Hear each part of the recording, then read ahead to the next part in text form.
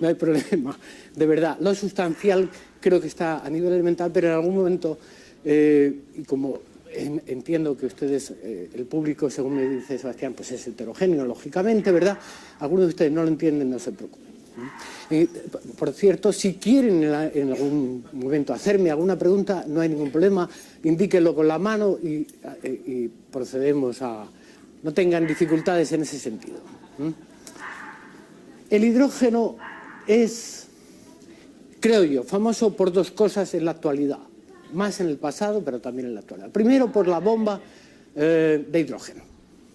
La bomba de hidrógeno, afortunadamente, no se llegó nunca a usar, pero se desarrolló y se probó en 1937 con éxito. Es peor que la atómica. Esa es lo primero que hizo famoso al hidrógeno. Lo segundo fue este accidente, que está ahí reflejado, que fue la explosión del Hindenburg, un Zeppelin desarrollado en Alemania que explotó al llegar a Nueva York. Hay una película que ha hecho famoso este incidente. La explosión fue causada, en fin, no se sabe si un atentado, etcétera, pero lo que explotó era el gas que hacía que el dirigible se moviese bien, que fue hidrógeno. Normalmente debería haber sido helio, que no tiene los riesgos de explosión del hidrógeno, pero en este caso era hidrógeno. Esas dos cosas han hecho que el hidrógeno sea famoso, y es una lástima, porque el hidrógeno está realmente en la base de la historia de la física y de la química. Y gracias a su simplicidad como elemento químico, es el primero de la tabla periódica, ha servido para el desarrollo de prácticamente todo el conocimiento de la materia que tenemos hoy día. Fue la base que permitió la investigación en hidrógeno, que permitió definir cómo eran los átomos, después las estructuras de las moléculas, después los sólidos, los gases, etc. Y finalmente desarrollar la teoría de la mecánica cuántica a principios sobre 1900 hasta 1920 o 30 aproximadamente, que es hoy la principal teoría en física. Ha servido para conocer la existencia de isótopos. El primero que se descubrió fue el deuterio, que es un isótopo del hidrógeno, y después los isótopos ya han tenido una trascendencia y una difusión considerables. Ha servido para conocer el espacio. El hidrógeno es el elemento más abundante que existe en el universo. Por desgracia, como luego mencionaré, no lo tenemos en la Tierra, pero el universo está lleno de hidrógeno. Ha servido para hacer interpretaciones acerca del origen del universo, del Big Bang, etc. Pero sobre todo es famoso por estos dos incidentes. Y ahora vamos a ver si logramos hacerlo famoso también como combustible. La cosa está por ver, ni mucho menos está madura, pero sí que yo voy a intentar llevar hasta ustedes mi propia impresión, que es optimista. Pero voy también, no tengo ningún inconveniente, sino al contrario, a poner las dificultades. Y como ha dicho Manolo en la presentación, voy a intentar decir algunas cosas que están en la calle, están en el público, pero son falsas. Son erróneas, mejor que falsas, erróneas. Muy bien. El índice que voy a intentar seguir es este. Desde el punto de vista energético, brevísimamente voy a apuntar algunas dificultades que todos ustedes conocen. Ahí no voy a decir nada nuevo. Voy a comentar algunas posibilidades y centrarme después en el hidrógeno como combustible. Y hablaré, claro es, de cómo producir hidrógeno, cómo guardarlo, transportarlo y usarlo. Y después pondré lo que es mi conclusión.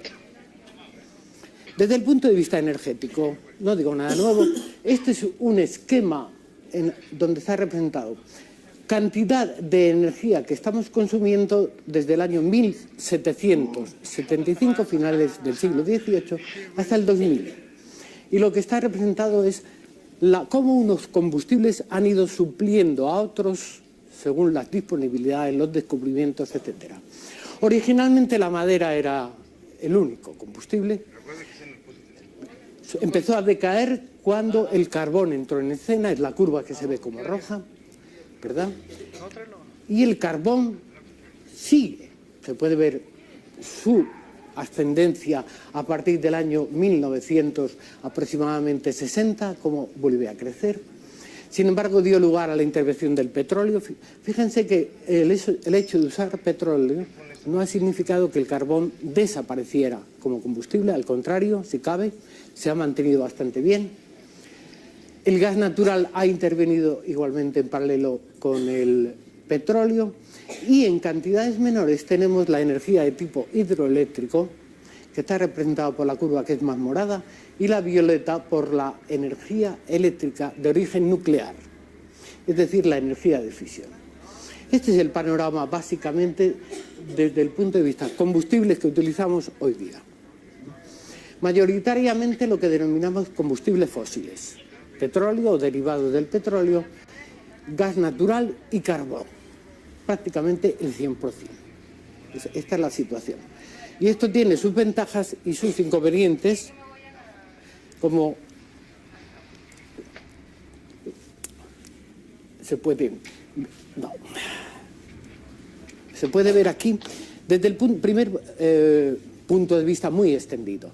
Los combustibles fósiles son agotables, es decir, disponemos de una cantidad limitada de petróleo, de carbón, de gas natural y tarde o temprano se van a agotar. Yo estoy convencido, como todos ustedes, que si seguimos usándolos, sin duda, algún día se van a agotar. Lo que está puesto aquí es, en cifras aproximadas, en paréntesis, lo que usamos hoy día y debajo del paréntesis, las reservas conocidas. De tal forma que viendo ambas cifras uno se hace idea de lo que va a durar tal o cual combustible. Está en unas unidades determinadas, no importan las unidades, está en unidades de quarks, que son a su vez un múltiplo de la unidad inglesa de energía, British Thermal Unit, pero no importa. Aquí lo que está puesto es cantidad de energía que consumimos y aquí los diferentes tipos de combustibles. Las cifras referentes al uranio son aproximadas, lo que hay delante es un símbolo de aproximadamente. Bueno, uno se hace una idea de lo que, cuánto podrían durarnos los combustibles que tenemos. Como se ve, el que va para más tiempo es el carbón, claramente. Pero debo deciros con toda sinceridad que las cifras de consumo son claras, las que están en paréntesis. Las cifras de reservas, personalmente, ni creo ni dejo de creer. Porque manejando, la palabra manejando la uso a propósito, manejando esas cifras de reservas se han provocado no pocas crisis que han significado esencialmente aumento de los precios. Y nada más. Por ejemplo, en los años 70, para muchos de ustedes, los años 70 están demasiado lejos, para otros no tanto, pero en los años 70 hubo dos crisis del petróleo pronunciadísimas, que supusieron, sobre todo, encarecimiento. Todos los combustibles que usamos se encarecieron y los precios, después de encarecidos, no bajan, siguen. Sin embargo, se hizo a la sombra del agotamiento del petróleo. La verdad es que después de aquello subieron los precios y todos seguimos consumiendo lo mismo y más. Yo, de hecho, en esa época, esto está dicho en Málaga, esto es del Sol de España, que me han dicho que ya no existe. El Sol de España existe, y el de Málaga más, el periódico no existe. Pero esto fue una crónica de una conferencia que di yo en la época, y aquí manifesté mi indiferencia, esto es de 4, respecto al agotamiento, no agotamiento, etcétera. Por supuesto se van a agotar, pero también, yo digo, en mi opinión, dejo constancia de que a la sombra de eso se hace mucha manipulación, mucha especulación. Y si no, miren ustedes los precios de la gasolina en los últimos meses, disparatados. Miren los beneficios de Repsol, de BP o de otras compañías, disparatados. ¿Y qué ha ocurrido? ¿Hay crisis de agotamiento del petróleo? ¿Tenemos sensación de que hay? No, simplemente pagamos más. De todas formas, se agotarán tarde o temprano. Pero este argumento yo ni lo quito ni lo pongo, soy indiferente a él. Lo que, sin embargo, me parece mucho más grave es esto, y todos ustedes lo conocen también, que es la repercusión ambiental de los combustibles fósiles. Esto está en la calle, esto es nuevo. Nuevo, hablo de pocos años. Hace 30 en la sociedad española, en otros países quizá, en Estados Unidos sí, en Europa poco, en España nada, no había una preocupación ambiental. Lo digo, era así, ¿no? Afortunadamente ha nacido, desgraciadamente ha habido causas que han producido esa preocupación, pero existe hoy día. Lo que hay aquí recogido es un dato bien conocido por la mayoría de los ciudadanos, emisiones de CO2 a partir del uso de los combustibles que manejamos hoy día. Y como consecuencia principal, varios efectos, principalmente el efecto invernadero. Bien. Es creciente. La razón por la cual se produce está escrita en la parte superior, que es la reacción química de uso de cualquiera de los combustibles que utilizamos hoy día, desde la gasolina al butano de las casas. El hidrocarburo que estemos usando, que es la primera fórmula que está escrita a la izquierda, reacciona en el proceso que llamamos combustión, interviene el aire con sus componentes nitrógeno, oxígeno, y se libera energía, que es lo que usamos, pero desgraciadamente se producen algunos subproductos como CO2, como óxido de azufre, SO2, o anhídrido carbónico que se ha llamado tradicionalmente, óxidos de nitrógeno, etcétera, en general, y diciéndolo ampliamente, dañinos para nosotros, para nuestra salud y para el ambiente. Esto yo creo que es el verdadero motor actual que empuja la búsqueda de nuevas vías, de nuevas alternativas de energía. Creo que es esto más que la preocupación por el agotamiento, pienso personalmente. Si ven la fórmula química de los combustibles fósiles, escrito muy genéricamente como molécula de un hidrocarburo, CNHM quiere decir N átomos de carbono, N es cualquiera, M átomos de hidrógeno, M es cualquiera. Esa fórmula es válida tanto para el carbono directo y puro, podemos quemar carbón, como para el hidrógeno directo y puro. Esta fórmula contiene prácticamente cualquier posibilidad. La diferencia es lo siguiente, está escrito abajo, reacciones químicas. Usando un hidrocarburo, como antes mencioné, producimos unos subproductos no deseables, CO2, SO2, nitrógeno, también agua. Y liberamos una cantidad de energía que es lo que usamos realmente.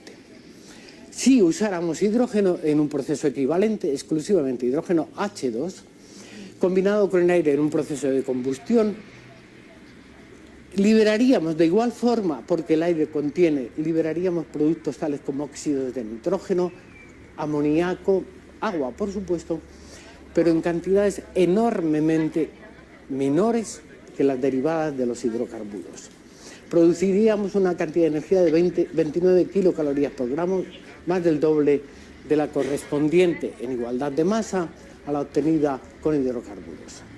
Si en lugar de combinar el hidrógeno con aire, combinamos con aire, lo que se llama aire purificado, que quiere decir enriquecido en oxígeno, entonces los compuestos escritos en el lado derecho, los óxidos de nitrógeno, amoníaco, podrían prácticamente desaparecer.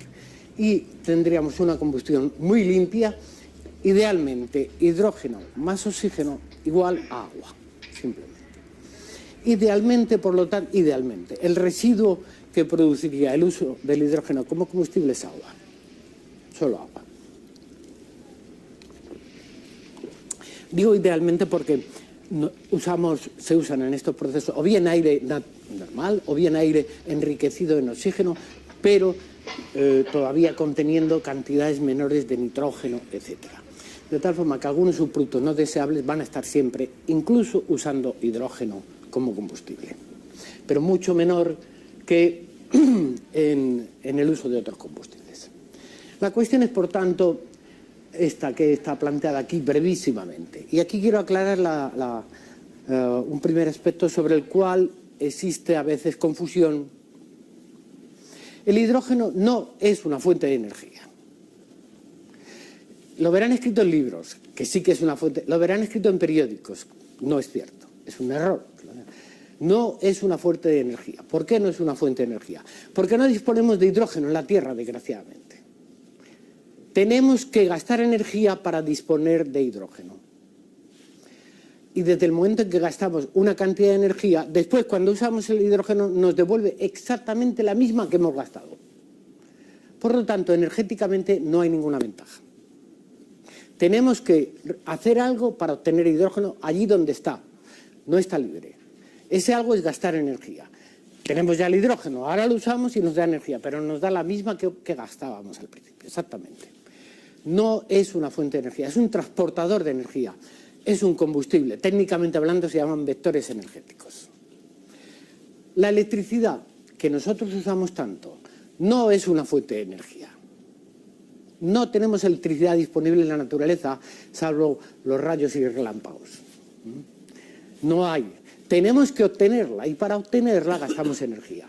Después, la electricidad nos devuelve la misma energía que hemos gastado en obtenerla. Es un transportador de energía. El hidrógeno es, como la electricidad, un vector energético, no una fuente de energía.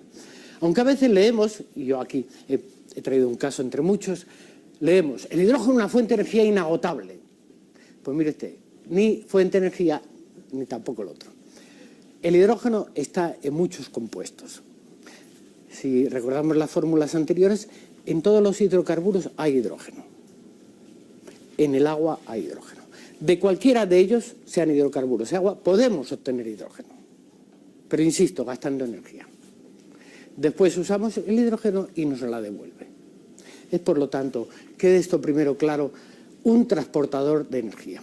Así que si queremos obtener hidrógeno para usarlo porque pensamos que es un combustible limpio, tenemos que obtener la energía de alguna parte para gastarla en la obtención de hidrógeno. La cuestión es por qué utilizar entonces el hidrógeno si tenemos que gastar energía, porque es un combustible muy limpio, muy acorde con nuestras inquietudes actuales y comparativamente mucho más limpios que todos los combustibles conocidos. Este es básicamente el esquema. Ahora diré brevemente cómo podemos producir el hidrógeno a partir de la materia prima que consideramos más abundante, que es el agua, cómo lo podemos acumular y transportar y cómo lo usaríamos. Pero adelanto que voy a hablar de aspectos sobre los cuales hemos empezado a trabajar hace pocos años. Por lo tanto, estamos muy al principio de posibles investigaciones, desarrollos, descubrimientos, etc. No es ni mucho menos un tema acabado, al contrario, es un tema apenas iniciado. Yo espero que en el futuro todo aquello relacionado con el hidrógeno, comprendido en estos 3 puntos, realmente alcance unas dimensiones muy superiores a las actuales y progresemos notablemente, de tal forma que es un tema muy invitador para los jóvenes como trabajo para su futuro de investigación, etcétera, etcétera. Las personas de mi edad tenemos menos posibilidades. Yo espero ver mucho en eso, pero no lo veré todo. Bien, producción de hidrógeno a partir del agua. A partir del agua porque es el material más abundante existente en la Tierra. Básicamente, cuando digo obtención es la reacción que está escrita, descomponer el agua en una molécula de hidrógeno y media molécula de oxígeno. O si se quiere, 2 moléculas de hidrógeno y una de oxígeno. Y recoger el hidrógeno para después usarlo como combustible. Este es el esquema. Esto sabemos hacerlo en términos globales de 3 formas. En realidad he puesto 4 aquí, pero hay más formas que yo no voy a mencionar. Generación bioquímica. Tampoco voy a decir nada de generación bioquímica, porque en primer lugar no sé mucho de esa vertiente del problema y por lo tanto podría incluso hasta confundirles más que ayudarles. Y es una actividad que está a un nivel inferior que las 3 siguientes. Generación térmica, es decir, energía térmica invertida para romper la molécula de agua. Generación electroquímica, es decir, energía eléctrica invertida para romper la molécula de agua. Y generación fotoelectroquímica, que quiere decir energía luminosa y eléctrica conjuntamente utilizadas con ese fin. Aquí hay algunas imágenes, bueno, es un poquito, espero que... La clave de lo que yo les voy a proponer pasa ahora a estar en la energía solar. En España sabemos mucho de energía solar realmente y en esta región, en esta comunidad autónoma muchísimo. Sabemos y trabajamos y avanzamos bastante en ella.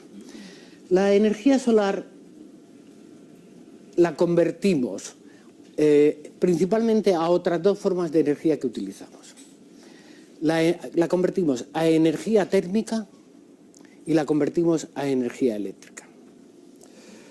De tal manera, y disponemos de los sistemas para hacerlo, relativamente avanzados, con buenos rendimientos, desde los sistemas fotovoltaicos, como está puesto a la derecha de la imagen y también a la izquierda, hasta las centrales que se llaman termosolares, o bien distribuidas o bien en torre. En Almería hay algunos ejemplos. En Sevilla está a punto de inaugurarse una extraordinariamente grande, de unos 11 megavatios, una central termosolar, etcétera. La energía solar, digo, insisto y resumo, sabemos convertirla muy bien en energía térmica y en energía eléctrica. Por supuesto, la energía eólica muy desarrollada hoy día nos proporciona energía en forma eléctrica. Por tanto, partiendo de fuentes naturales, inagotables y renovables, como serían el sol y el viento, podemos obtener energía térmica y eléctrica. Bien. Y ahora podemos proponer este sistema. No lo propongo yo, ojalá. No, está propuesto por otros señores de hace años, pero yo me he aficionado mucho a él.